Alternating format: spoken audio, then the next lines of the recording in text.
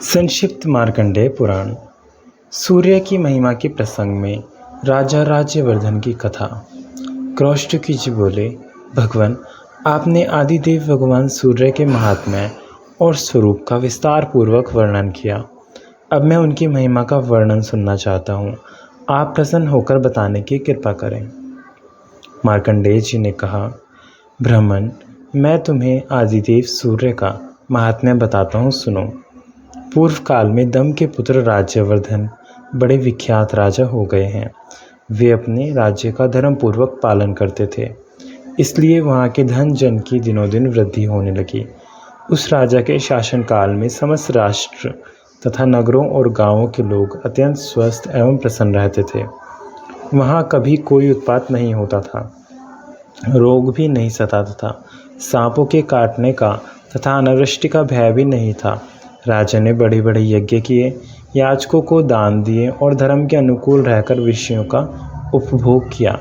इस प्रकार राज्य करते तथा प्रजा का भलीभांति पालन करते हुए उस राजा के ऐसे बीत गए मानो एक ही दिन व्यतीत हुआ हो।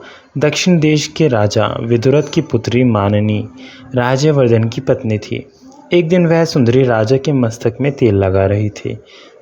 उस समय वह राज परिवार के देखते देखते आंसू बहाने लगी। रानी के आंसुओं की बूंदें जब राजा के शरीर पर पड़ी तो उसे मुख पर आंसू बहाती देख उन्होंने मानिनी से पूछा, देवी, यह क्या है? स्वामी के इस प्रकार पूछने पर उस मनस्विनी ने कहा, कुछ नहीं। जब राजा ने बार बार पूछा तब उस सुंदरी ने राजा की केश राशि में एक पका बाल दिखाया और कहा, राजन, यह देखिए, क्या यह मुझ अभागिनी के लिए खेद का विषय नहीं है? यह सुनकर राजा हंसने लगे। उन्होंने वहां एकत्रित हुए समस्त राजाओं के सामने अपनी पत्नी से हंसकर कहा, शुभे, शोक की क्या बात है? तुम्हें रोना नहीं चाहिए। जन्म, वृद्धि और परिणाम आदि विकार सभी जीवधारियों के होते हैं। मैंने तो समस्त वेदों का अध्ययन किया, हजारों यज्ञ किए, ब्राह्मणों को दान दिया तथा मेरे कई पुत्र भी हैं। अन्य मनुष्यों के लिए जो अत्यंत दुर्लभ है, ऐसे उत्तम भोग भी मैंने तुम्हारे साथ भोग लिए। पृथ्वी का भलीभांति पालन किया और युद्ध में भलीभांति अपने धर्म को निभाया। भद्रे, और कौन सा ऐसा शुभ कर्म है जो मैंने नहीं किया? फिर इन पके बालों से तुम क्यों डरती हो? शुभे, मेरे बाल पक जाएं, शरीर में झुर्रियाँ पड़ जाएं तथा यह देह भी शिथिल हो जाए, कोई चिंता नहीं है। मैं अपने कर्तव्य का पालन कर चुका हूँ। कल्याणी, तुमने मेरे मस्तक पर जो पका बाल दिखाया है, अब वनवास लेकर उसकी भी दवा करता हूँ। पहले बाल्यावस्था और कुमारावस्था में तत्कालोचित कार्य किया जाता है, फिर युवावस्था में यौवनोचित कार्य होते हैं, फिर तथा बुढ़ापे में वन का आश्रय लेना उचित है। मेरे पूर्वजों तथा उनके भी पूर्वजों ने ऐसा ही किया है। अतः मैं तुम्हारे आंसू बहाने का कोई कारण नहीं देखता। पके बाल का दिखाई देना तो मेरे लिए महान अभ्युदय का कारण है। महाराज की यह बात सुनकर वहां उपस्थित हुए अन्य राजा, पूर्ववासी तथा पार्श्ववर्ती मनुष्य उनसे शांतिपूर्वक बोले, राजन, आपकी इन महारानी को रोने की आवश्यकता नहीं है। रोना तो हम लोगों को अथवा समस्त प्राणियों को चाहिए, क्योंकि आप हमें छोड़कर वनवास लेने की बात मुँह से निकाल रहे हैं। महाराज, आपने हमारा लालन पालन किया है। आपके चले जाने की बात सुनकर हमारे प्राण निकलने जाते हैं। आपने 7000 वर्षों तक इस पृथ्वी का पालन किया है। अब आप वन में रहकर जो तपस्या करेंगे, वह इस पृथ्वी पालन जनित पुण्य की 16वीं कला के बराबर भी नहीं हो सकती। राजा ने कहा, मैंने 7000 वर्षों तक इस पृथ्वी का पालन किया। अब मेरे लिए यह वनवास का समय आ गया है। मेरे कई पुत्र हो गए हैं। मेरी संतानों को देखकर थोड़े ही दिनों में यमराज मेरा यहाँ रहना नहीं सह सकेगा। नागरिकों, मेरे मस्तक पर जो यह सफ़ेद बाल दिखाई देता है, इसे अत्यंत भयानक कर्म करने वाले मृत्यु का दूत समझो। अतः मैं राज्य पर अपने पुत्र का अभिषेक करके सब भोगों को त्याग दूंगा और वन में रहकर तपस्या करूँगा।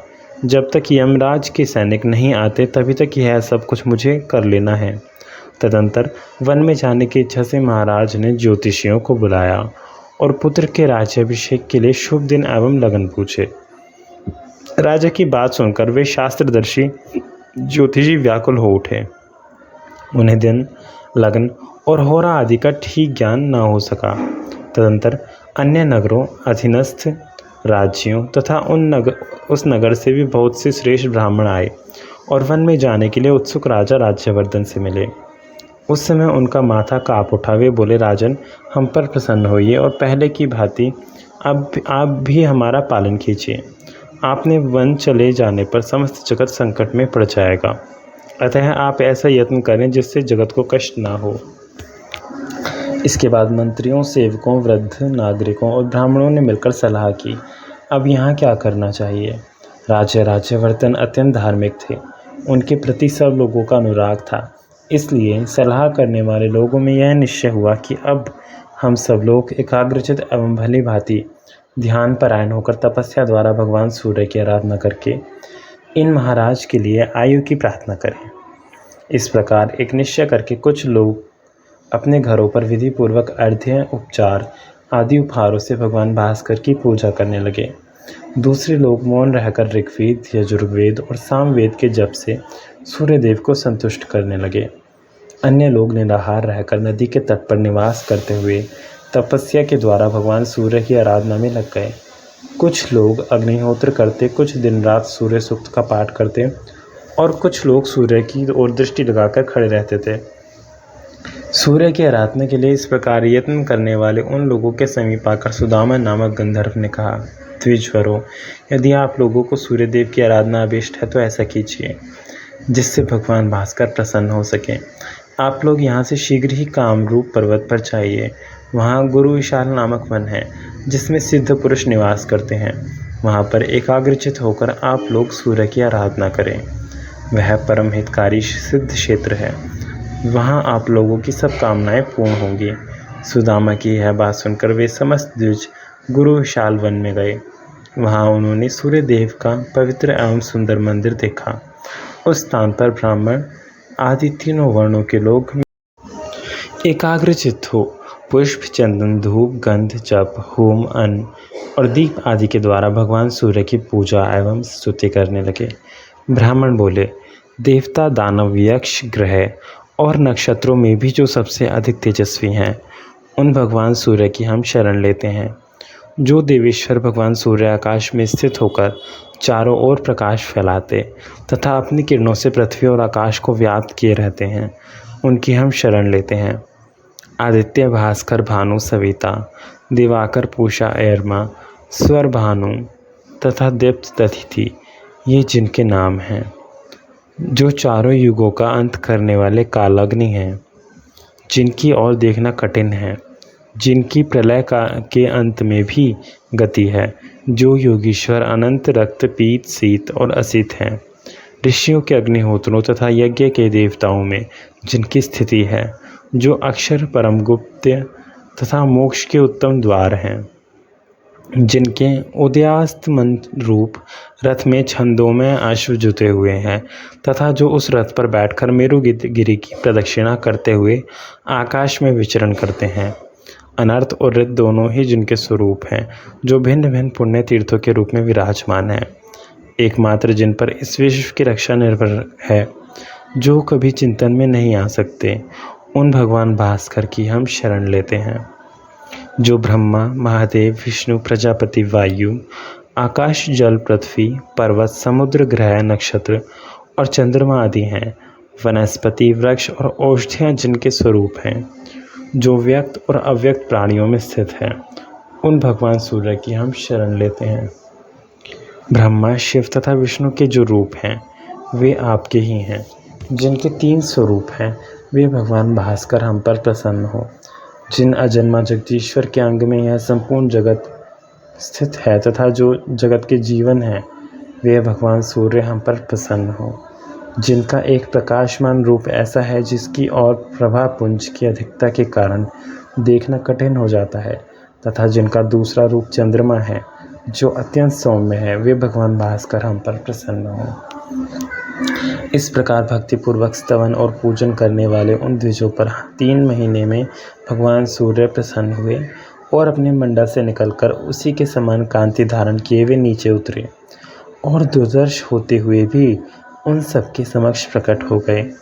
तब उन लोगों ने अजन्मा सूर्यदेव के स्पष्ट रूप का दर्शन करके उन्हें भक्ति से विनीत होकर प्रणाम किया।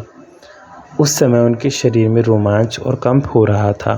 वे बोले, सहस्त्र किरणों वाले सूर्यदेव, आपको बारंबार नमस्कार है।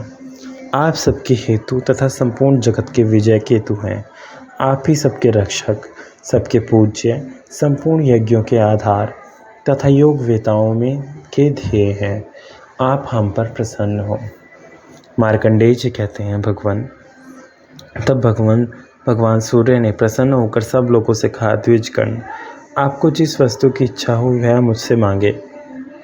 यह सुनकर ब्राह्मण आदि वर्णों के लोगों ने उन्हें प्रणाम करके कहा, अंधकार का नाश करने वाले भगवान सूर्यदेव, यदि आप हमारी भक्ति से प्रसन्न हैं तो हमारे राजा राज्यवर्धन निरोग, शत्रु विजयी, सुंदर केशों से युक्त तथा स्थिर यौवन वाले होकर 10,000 वर्षों तक जीवित रहें। तथास्तु कहकर भगवान सूर्य अंतर्ध्यान हो गए। वे सब लोग भी मनोवांछित वर पाकर प्रसन्नतापूर्वक महाराज के पास लौट आए। वहाँ उन्होंने सूर्य से वर पाने आदि की सब बातें यथावत कह सुनाई।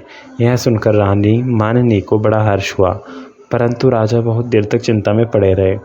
वे उन लोगों से कुछ न बोले। मानिनी का हृदय हर्ष से भरा हुआ था। वह बोली, महाराज, बड़े भाग्य से आयु की वृद्धि हुई है। आपका अभ्युदय हो। राजन, इतने बड़े अभ्युदय के समय आपको प्रसन्नता क्यों नहीं होती? 10,000 वर्षों तक आप निरोग रहेंगे, आपकी जवानी स्थिर रहेगी, फिर भी आपको खुशी क्यों नहीं होती? राजा बोले, कल्याणी, मेरा अभ्युदय कैसे हुआ? तुम मेरा अभिनंदन क्यों करती हो? जब हजार दुख प्राप्त हो रहे हैं उस समय किसी को बधाई देना क्या उचित माना जाता है? मैं अकेला ही तो 10,000 वर्षों तक जीवित रहूँगा। मेरे साथ तुम तो नहीं रहोगी? क्या तुम्हारे मरने पर मुझे दुख नहीं होगा? पुत्र, पौत्र, प्रपौत्र, इष्ट, बंधु, बांधव, भक्त, सेवक तथा मित्रवर्ग, वे सब मेरी आंखों के सामने मरेंगे। उस समय मुझे अपार दुख का सामना करना पड़ेगा। जिन लोगों ने अत्यंत दुर्बल होकर शरीर की नाड़ियाँ सुखा कर मेरे लिए तपस्या की, वे सब तो मरेंगे और मैं भोगते हुए जीवित रहूँगा। ऐसी दशा में क्या मैं धिक्कार देने योग्य नहीं हूँ? सुंदरी, इस प्रकार मुझ पर यह आपत्ति आ गई।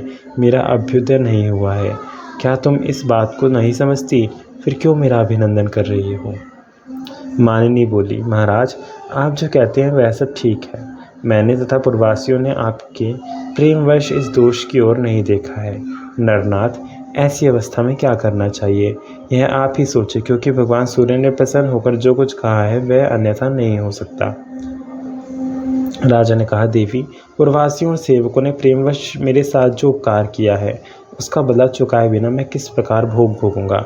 यदि भगवान सूर्य की ऐसी कृपा हो कि समस्त प्रजा भृत्यवर्ग, तुम, अपने पुत्र, पौत्र और प्रपौत्र और मित्र भी जीवित रह सके, तो मैं राज्य सिंहासन पर बैठकर प्रसन्नतापूर्वक भोगों का उपभोग कर सकूंगा।